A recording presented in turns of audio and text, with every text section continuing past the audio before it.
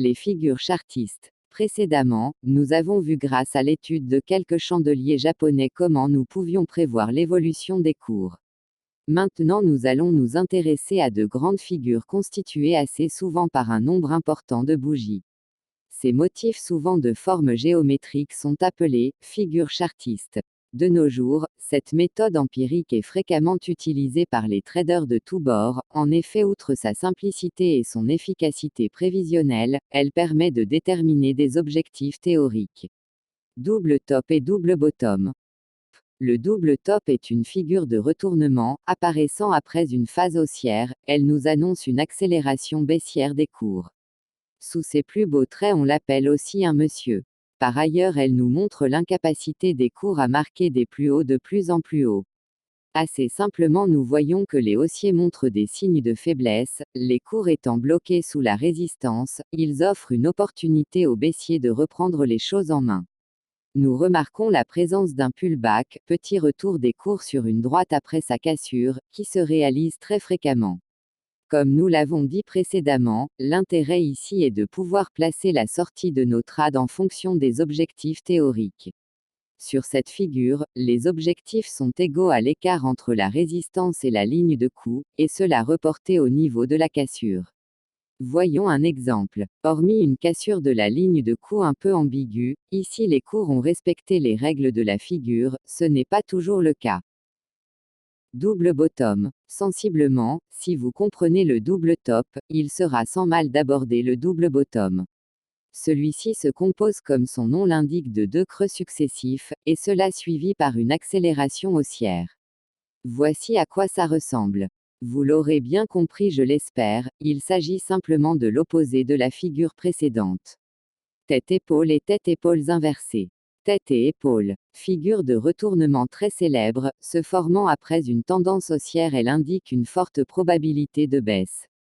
Cependant, elle peut aussi se matérialiser sous forme de figure de continuation et auquel cas on la trouvera dans une phase baissière, cela étant dit c'est relativement rare. On l'appelle aussi ETE pour épaule tête-épaule, car elle se constitue comme son nom l'indique d'une épaule, sommet, puis d'une tête, sommet plus haut que l'épaule, et pour finir d'une autre épaule. Comme nous le voyons sur le schéma, les objectifs correspondent à la taille de la tête reportée au niveau de la ligne de coup. Exemple. Tête et épaules inversées. De la même manière que pour les double bottoms, une tête et épaules inversées est l'exacte symétrie d'une tête et épaules classique. Par conséquent, et hormis le fait que c'est une figure de retournement haussière, on retrouve les mêmes caractéristiques que précédemment. Le biseau ascendant. Très connu sous son appellation anglaise, rising wedge, le biseau ascendant est une figure d'essoufflement. Il traduit une difficulté pour les haussiers à marquer des plus hauts de plus en plus haut. Tel un canal, un biseau est constitué de deux droites, un support et une résistance. Cependant, à l'opposé du canal, les droites convergent. Cela traduit la diminution d'amplitude au cours du temps. On retiendra que les acheteurs ont de plus en plus de mal à faire rebondir les cours sur le support. C'est une figure assez fiable dont les objectifs sont déterminés en retraçant l'intégralité de la figure. Exemple.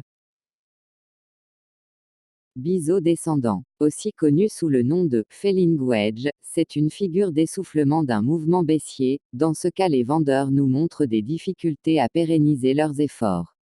En effet, comme précédemment, la résistance et le support convergent. Drapeau. C'est une figure de continuation fiable donnant de bons résultats. Elle est constituée d'une phase d'impulsion, puis une phase de consolidation en canal, et terminée par une nouvelle vague d'impulsion dans le même sens que la première. Les objectifs correspondent à la taille de la première phase d'impulsion.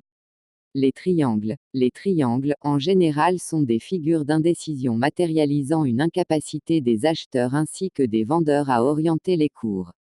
Ils sont représentés par un support et une résistance qui convergent. Contrairement au biseau, les droites d'un triangle sont orientées dans des sens opposés. Par ailleurs, une règle s'appliquant à toute forme de triangle est qu'il reste valide tant que les cours n'ont pas atteint 75% de la figure. C'est-à-dire de manière générale que les cours ne soient pas trop proches de l'extrémité du triangle. Le triangle descendant. Un triangle descendant est représenté par une droite de support horizontal et par une résistance oblique baissière. La figure étant légèrement orientée à la baisse, il reste préférable de garder un œil plutôt vendeur sur le graphique. Par conséquent, c'est une figure de continuation baissière.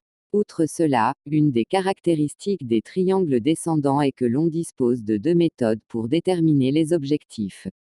En effet, nous pouvons utiliser la technique des objectifs statiques et celle des objectifs dynamiques.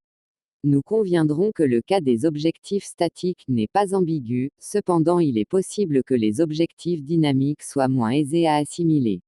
En clair, il suffit de tracer la parallèle à la résistance reportée au premier plus bas. Cette nouvelle droite représente désormais les objectifs. Le véritable intérêt de ces méthodes est surtout qu'on peut les combiner, en effet seuls les objectifs statiques vous donnent une indication de distance, et les objectifs dynamiques, eux, donnent une indication de vitesse. Vous l'aurez bien compris, en les combinant on obtient l'inconnu qui est le temps, dans ce cas on peut savoir jusqu'où les cours iront et à quelle date. Le triangle ascendant. Le triangle ascendant garde les mêmes propriétés que le triangle descendant hormis que dans ce cas, le support est oblique haussier et la résistance est horizontale. Par conséquent cela reste une figure ayant pour vocation d'être cassée par le haut.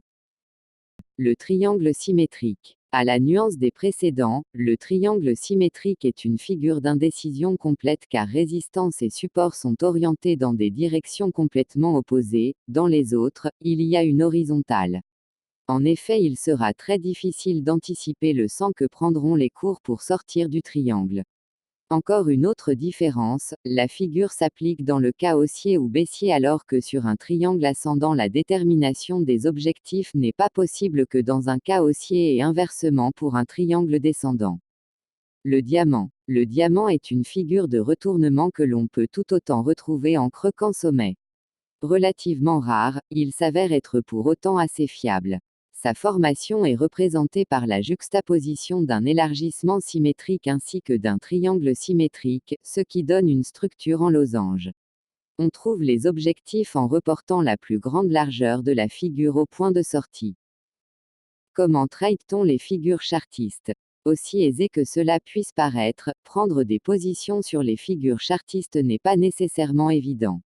En effet, ça ne reste que des probabilités, les objectifs ne réaliseront pas à tous les coups ou bien le pullback sera trop viol et vous fera toucher votre stop. Il existe aussi de nombreux scénarios en votre défaveur. Afin de maximiser vos chances de réussite, nous allons voir quelques petites astuces. Sur les figures pouvant présenter un pullback, attendez systématiquement celui-ci pour entrer. En effet, si vous rentrez directement sur la cassure, alors vous pourrez sortir en perte sur un pullback éventuel. Par contre, si vous rentrez au moment où il touche la droite, alors là, vous optimiserez au mieux votre ratio gain-perte. Essayez de positionner vos stops légèrement en extérieur sur les derniers plus hauts, bas, de cette manière si les cours corrigent, ces niveaux de plus haut, bas pourront repousser les cours sans que vous touchiez vos stops. Respectez au mieux les objectifs donnés par les figures, s'ils sont trop faibles abstenez-vous de rentrer en position pour les doubles tops, placez vos stops au moins à la moitié de la taille de la figure. Pour les ETE, si les épaules sont courtes alors placez vos stops juste au-dessus, sinon aux 3/4 de l'épaule. Généralement essayez de trader les figures sur des unités de temps relativement importantes, au moins en graphique 30 minutes. Conclusion. En somme, nous avons pour ainsi dire vu une des plus grosses parties de l'analyse graphique. En effet, nul ne pourra ignorer sur son graphique la formation d'une ETE ou d'un double sommet. Cette technique d'analyse a un avantage clair, c'est le timing. Effectivement, vous pouvez facilement identifier vos points d'entrée et surtout de sortie, ce qui n'est évidemment pas le cas de toutes les méthodes. Outre cela, l'analyse des figures chartistes, bien qu'elle soit ancienne, donne de bons résultats.